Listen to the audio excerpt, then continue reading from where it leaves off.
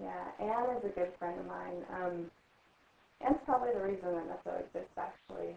She, I met her in 1995 when I was in the psychiatric ward. Um, she, I know we got to be very close and spent a lot of time together. Have, I fully intend to write a book, for her, about her at some point anyway in my life. Um, she was the classic example, though, of somebody who was done, like so much damage was done to her through the system, through the psychiatric system, that I guess she was always like one of the people that I kept in mind that I wanted to, like, I would wish I could be able to reach people like that.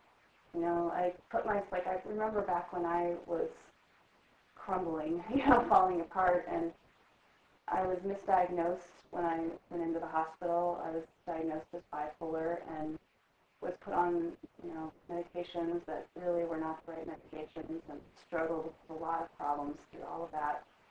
And looking back now, if I had been able to log on somewhere on the web and get access to people who really knew what they were talking about, or even just access to other people like me who maybe had just been diagnosed, and I've been able to have some conversation with them, maybe I wouldn't have struggled quite as hard to get to a place where I could function in society. Maybe it wouldn't have taken 5 years of struggling. And, someone like Anne, I mean, she doesn't even have a chance. It's really, really, really sad, because she really does have potential to offer something to us all if people would listen to her, you know.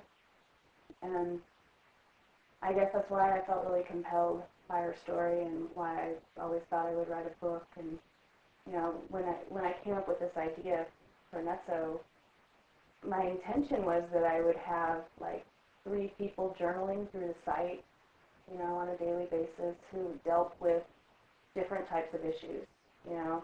And Anne is someone who maybe someday I'll find her. I don't know where she is today. She might not even be alive. But who knows? Maybe she'll come back into my life and she'll be able to tell her own story through Nesso. I mean, that would just be great.